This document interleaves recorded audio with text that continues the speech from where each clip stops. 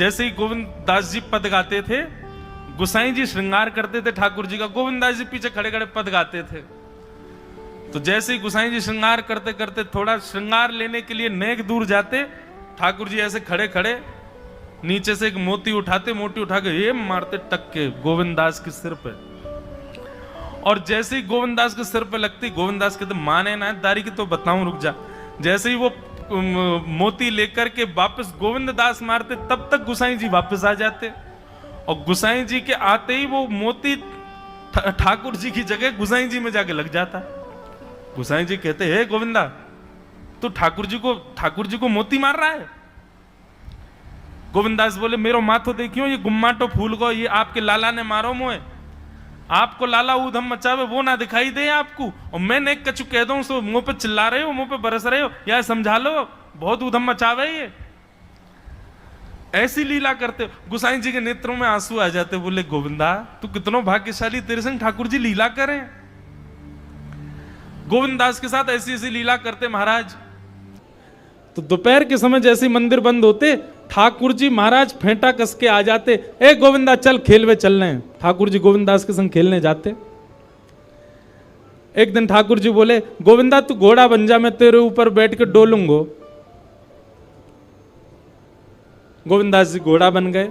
घोड़ा बन के ठाकुर जी ऊपर बैठ गए, और गोविंदास की दो पौनी बना दी ऐसी, और दो पौनी इनको ऐसे पकड़ पकड़ के ठाकुर जी चला रहे हैं। और ठाकुर जी तो खेले भैया, कछु भी कर सकें।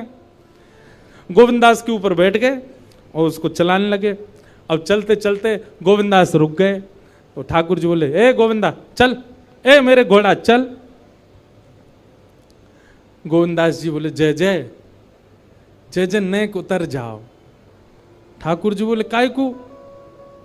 गोविंदास जी बोले लघु शंका लगी है, नेक मुँह जानो है, नेक उतर जाओ। ठाकुर जी बोले ऐसी बात कर रहे हो गोविंदा हैं? कोई घुड़सवार घोड़ा पे बैठ के घूमे और घोड़ा को लघु शंका आवे तो वो का यूं के ओ भैया नेक उतर जा, मैं लघु शंका करके आऊं, फिर बैठी हो मेरे ऊपर। गोविंदास जी बोले तो कहा आज्ञा? बोले आज्ञा वो ये जो कह रहा हूं, जैसे घोड़ा बिना आज्ञा लिए अपने व्यक्ति को ऊपर बैठा के सब काम कर ले, वैसे तू कर ले। तो गोविंदास जी ऐसे घोड़ा बन करके चल रहे हैं, ठाकुर जी ऊपर बैठे हैं और सब कर आए काम। अब इतने में ही कोई व्यक्ति वहां से जा रहा था। अब उस व्यक्ति को ठाकुर जी नहीं दिख रहे हैं, उसको गोविंदास चलते चलते दिख रहे हैं। उसने जब देखा अरे राम राम राम राम जी, गोविंदास जी क्या महाराज? किसी व्यक्ति ने गोविंदास जी को ऐसे देख लिया, ओहो जी तो ऐसे ही डोल रहा है और चलते फिरते ही कर रहा है। गुसाई जी से जाकर के शिकायत कर दी और गुसाई जी से कही, बोले गुसाई जी आपने गोविंदास को बहुत सिर पर चढ़ा लिया आज। अरे भाई खड़े होके लघु शंका करना भी मना है शास्त्रों में, वो तो ऐसे बैठ करके चलते चलते कर रहा था, वस्त्रों में ही कर रहा था, इतना अपवित्र, और आप उसको मंदिर की सेवा देते हो। गुसाई जी को सुन करके अच्छा नहीं लगा। शाम को स्नान आदि करके दूसरे वस्त्र पहन करके गोविंदास आए। आकर के आपने गुसाई जी को प्रणाम किया तो गुसाई जी ने मुंह फेर लिया। तो गोविंदास बोले जय जय, आप नाराज हो हमसे? गुसाई जी बोले आप आचार विचार सब भूल चुके हैं अपना, आप इस प्रकार से आज कुछ कर रहे थे, मुझे लोगों ने बताया आकर के। गोविंदास जी बोले आपकी बात है जाए तो मैं बोलूं? बोला बोलो। बोले मोते मत कहो, अपने लाला को समझाओ। जय हट करके बैठे, जय जिद करे, कहा करूं कहां तक समझाऊं जाकू मैं? आज मुंह को घोड़ा बना लियो और घोड़ा बना के मेरे दो पौनी बना के ऐसे ऐसे चला रहे मुँह। तब मैंने इनसे कहीं जय जय उतर जाओ, मैंने एक लघु शंका कर आऊं, स्नान कर आऊं, फिर बैठ जाइयो। तो मुझे बोले घोड़ा कभी आज्ञा ले, तू तो मेरा घोड़ा है, ऐसे कर ले। इनकी आज्ञा सो मैंने कियो, मैंने अपनी इच्छा सो नहीं कियो। नहीं मैं क्यों करूंगा ऐसा? गोविंदास जी की बात सुनकर के गुसाई विठलनाथ जी इतने भावुक हो गए, इतने भावुक हो गए। उस दिन गुसाई जी ने नियम बना दिया, सबको बोल दिया, बोले सुनो आज के बाद गोविंदास कुछ भी करे इसकी शिकायत हमसे मत करना। क्यों? गोविंदास अपनी इच्छा से कुछ नहीं करता, जय जय कराते हैं उससे, ठाकुर जी कराते हैं उससे। एक बार ठाकुर जी गोविंदास से बोले ए गोविंदा, बोले हाँ, मेरो दाल बाटी खावे को मन हेरो है, तो दाल बाटी चूरमा। ठाकुर जी बोले ए गोविंदा, ऐसे ही बोलते थे, बोले मोए दाल बाटी खानी है। गोविंदास बोले 56 भोग बनते हैं रसोई में, अपरस में मुंह पे पट्टी बांध करके महाराज रसोईया बनाता है। अपरस में यमुना जी का जल आता है वहां से, वृंदावन से, उसके जल में सुंदर प्रसादी बनती है। इतने सुंदर शुद्ध भोजन को छोड़ के यूं कह रहे दाल बाटी खानी है। ठीक है, मैं आज बोल दूंगा रसोई घर में बनवा देता हूं। बोले ना, रसोई की ना खानी तो। बोले तेरी कदम खंडी में आऊंगा। गोविंदास जी जहां बैठ करके भजन चिंतन करते थे, मंदिर से थोड़ा दूर था, सुंदर वन था गिरिराज जी में। बोले मां आऊंगो और वहीं पे तू कंडा, वही गोबरी कंडा में बना, और कंडा में बना के तैयार कर, मैं आऊंगा वहीं खाऊंगा। गोविंदास जी बोले यहां सब लोग आपको मंदिर में पूजने आते हैं, आप यहाँ पे भगवान हो, ऐसे कहीं खाने पीने आओ। बोले कोई को पता थोड़ी चलेगी, मैं आ जाऊंगा, तू चिंता मत करे, तू सुन तैयारी कर ले, आज मैं तेरे यहां आके प्रसाद पाऊंगा। गोविंदास जी चुपचाप मंदिर से भाग गए, किसी को बताया नहीं। किसी को पता थोड़ी कि ठाकुर जी ऐसे बाहर भी चले जाते हैं, सबको लगे अंदर ही रहते हैं ये। गोविंदास जी दौड़ करके गए, बढ़िया कंडा में बढ़िया उपले उपले लगा करके, और महाराज बाटी बनाई, दाल चढ़ा दी, सुंदर। ठाकुर जी आएंगे पाने।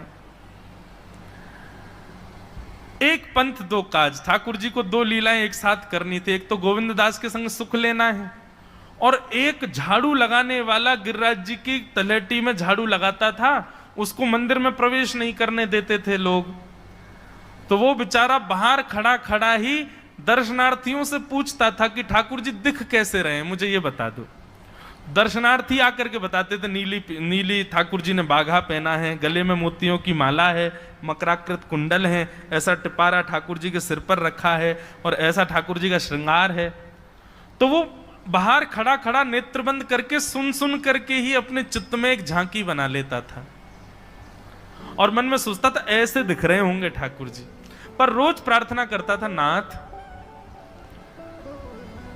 मुझे लगता है इस जन्म में तो आप मुझे कभी नहीं दिखोगे, भगवान इस जन्म में तो मैं आपके योग्य नहीं हूं, पर मेरे पर बस इतनी कृपा कर दो कि अगला जन्म मुझे दीजिएगा, तो कुछ नहीं तो चेंटी बना देना, तो चेंटी बन करके मैं आपके 56 भोग में ही आ जाऊंगा, भीतर आके आपका दर्शन कर लूंगा, लेकिन मुझ पर अनुग्रह कर देना। ठाकुर जी उसके इस भाव से इतने रीझ गए। गोविंद दास को बोला था कि दाल बाटी खाने आएंगे, अब मंदिर बंद करके सब तो चले गए वहां से, सब लोग भोजनालय में भोजन प्रसाद पाने लगे। ठाकुर जी मंदिर से निकले अचक करके बाहर, गिरिराज पर्वत के ऊपर विराजते थे। जैसे ही बाहर निकल करके आए तो गिरिराज पर्वत के नीचे वही झाड़ू लगाने वाला, उन नेत्रों से आंसू बह रहे थे, ठाकुर जी का चिंतन कर रहा था। आज ठाकुर जी ऐसे दिख रहे हैं, सिर पर चांदी का मुकुट पहना है, ठाकुर जी ने आज गुलाब का इत्र लगाया है, ठाकुर जी के ऐसे ऐसे मकराकृत ठाकुर जी के कटाक्ष, वो सब चिंतन कर रहा था। ठाकुर जी नीचे उतर करके जाने लगे, इतने में ही ठाकुर जी ने लीला करी और जोर जोर से ठाकुर जी चिल्लाने लगे, अरे जल्दी ते आइयो, देखियो मेरे पाम में कांटो लग गयो, अरे जल्दी ते कोई आओ या कांटे को निकारो, मुझको तो बहुत दर्द है रो है, अरे भैया जल्दी आओ जल्दी आओ। अब ये स्वर जैसे ही सुना उस झाड़ू लगाने वाले ने, उसके नेत्र खुल गए। उसने देखा, बोले कि ये स्वर कहां से आ रहा है। उसने जैसे ही नेत्र उठा करके ऊपर देखा, तियों की माला पहनी है, मकराकृत कुंडल पहना है, चांदी का मुकुट चमक रहा है मस्तिष्क पर, ठाकुर जी के केश घुंघराले लहरा रहे हैं, और ठाकुर जी अपनो एक पाम हाथ में पकड़ करके और एक पैर पर लंगड़ी जैसे खेलते हैं, ऐसे ठाकुर जी कूद रहे हैं यहां से वहां। नीचे से झाड़ू लगाने वाले लिखे, अरे ऐसा पुरुष तो मैंने जीवन में कभी नहीं देखा, ये कैसा पुरुष है। नीचे से ही ठाकुर जी को देखने लगा। अब स्वरूप उसको पता था, तो उसने कही ये जरूर ठाकुर जी होंगे, वहीं से प्रणाम करें। ठाकुर जी बोले प्रणाम कर रहा हूं, दारी के जल्दी ऊपर आ, कांटो लगो मेरे पाम में, या को निकार। बोलने लगा, बोले मैं ऊपर नहीं आ सकता, गुसाई जी मारेंगे, सब लोग डांटेंगे मुझे। अरे नहीं गुसाई जी ऐसा कुछ ना कहें, ये सब तो बाहर के लोगों ने नियम बना दिए, मैं तो सबसे मिलूं, तू आजा जल्दी ऊपर। जैसे ही ऊपर गया, ज्यों-ज्यों ठाकुर जी के समीप जाए, त्यों-त्यों उसके नेत्र सजल होते जाएं। ठाकुर जी के बिल्कुल समीप पहुंच गया, भगवान बोले देख काई को रो भैया, जल्दी कर, मेरे पाम में कांटो लगो या को निकार। जिन चरण कमलों के स्पर्श के लिए सदा लक्ष्मी लालायित रहती है, ठाकुर जी ने उसकी गोद में अनायास अपने चरण रख दिए। बोले जल्दी कांटो निकार, कांटो लग गो मेरे पाम में। अब वो ठाकुर जी के सुंदर तलवों को अपने हाथ से ऐसे देख रहा है, ढूंढ रहा है कहां कांटा लगा है, कहीं उसको कांटा मिल गया। अब इतने कोमल चरण ठाकुर जी के, उसके नेत्रों से आंसू भी गिरते जा रहे हैं, भाव विह्वल होता जा रहा है। मेरे सौभाग्य की सराहना, ठाकुर जी के इतने समीप। कांटा निकालने के लिए बार बार अपने अंगूठे से खींचे, लेकिन कांटा नहीं निकले। ठाकुर जी बोले अरे जे हाथ से ना निकलेगो। उसने पूछा कैसे निकलेगा? बोले अरे मेरो पाम पकड़ के अपने मुंह के पास ले जा और दांतन से निकाल, तब निकलेगो ये। आहा, कितनी कृपा की ठाकुर जी। कृपा की न होती जो आदत तुम्हारी, तो सूनी ही रहती अदालत तुम्हारी। जो दीनों के दिल में जगह तुम न पाते, तो किस दिल में होती हिफाजत तुम्हारी। कृपा की न होती जो आदत तुम्हारी, तो सूनी ही रहती अदालत तुम्हारी।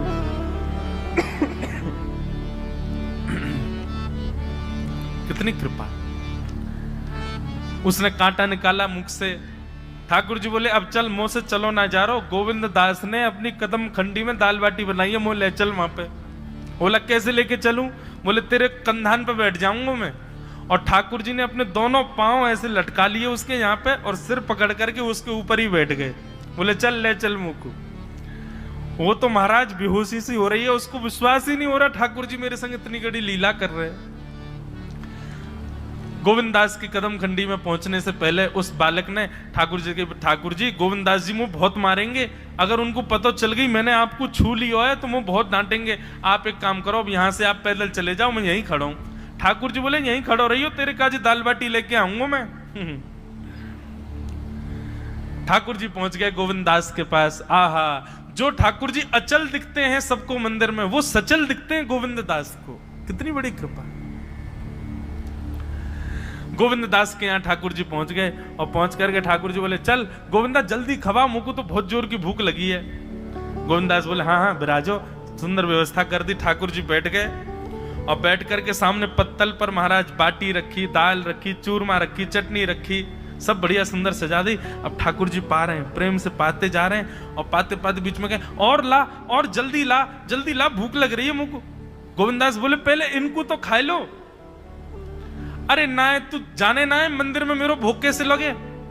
थाली में 2 रोटी और ये सब्जी, इनते मेरो पेट थोड़ी भरे। मेरे सामने तो सबरी सामग्री धर दो, मेरो जो मन होगा मैं उठा उठा के पाते जाऊंगा। अरे गोविंदा जल्दी जल्दी लेके आ। अब गोविंद दास जी पीछे मुड़ करके बढ़िया सुंदर बाटी वाटी सेके। इतने में ठाकुर जी क्या करें, एक बाटी तो खा जाएं और दूसरी बाटी उठा के अपनी जेब में धरते जाएं। वो संग आयो वाक्य काजी लेके जानी है। अब तुम्हारा ठाकुर जी खाते जाएं भरते जाएं, खाते जाएं भरते जाएं। गोविंद दास बोलो ठाकुर जी ये तो मैं मानूं कि आपकी खुराक बहुत है, पर इतनी ज्यादा है ये मुझको विश्वास नहीं है रो है। क्यों हैं 56 बाटी खा गए हो अब तक आप? अरे कोई तुकना है, पेट है कि समुद्र है, कुआ है, कहा है आपको? ठाकुर जी बोले अच्छा दारी के ऐसे बोले, चलो जाऊंगा मैं।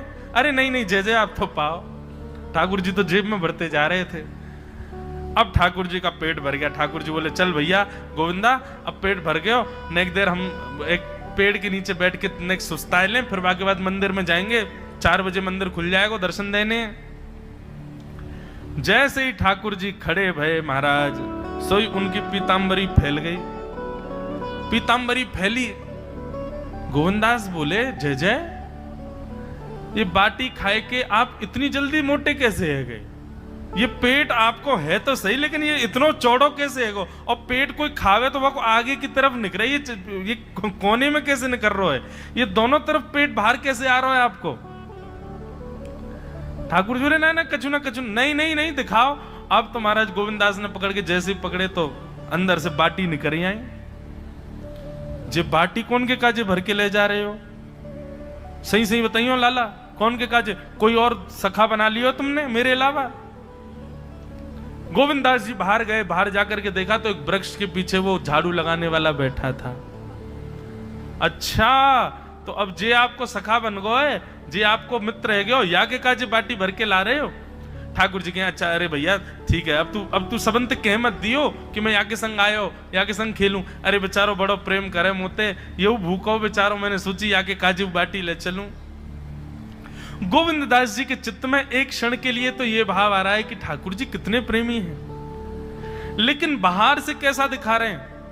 बोले स्वयं ने इतने सारे ग्रंथ निर्माण करा दिए, 4 वेद लिखवा दिए, उन पुराणों में शुद्धि, पवित्रता, अपरसता, सबके इतने नियम बना दिए, और खुद क्या कर रहे हो? हैं? कोई किस तरह पर बैठ के घूम रहे हो, कहीं जा रहे हो, कछु भी खा रहे हो? ठाकुर जी बोले अब ये सब नियम तो मानवन के लिए है ना, हम तो जय जय हैं, हम थोड़ी करेंगे इन नियमन को। बोले चुपचाप चलो और आचमन करो, शुद्धि करो, तब जाइयो मंदिर में। वहीं गोविंद कुंड के पास में गोविंद दास जी ने जबरदस्ती ठाकुर जी बैठा दिए। बोले हाथ में जल लो।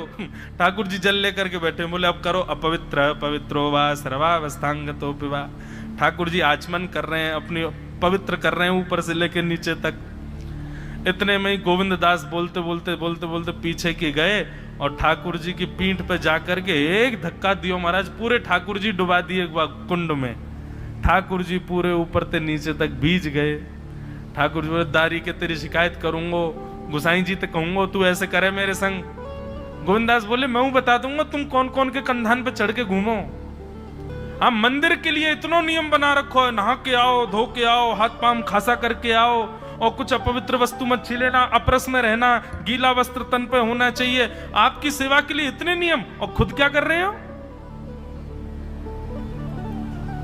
ऐसे गोविंद दास वो कह रहे हैं यद्यपि रूप गुण शील सुधरता, इन बातन ना रिझई है, प्रीतम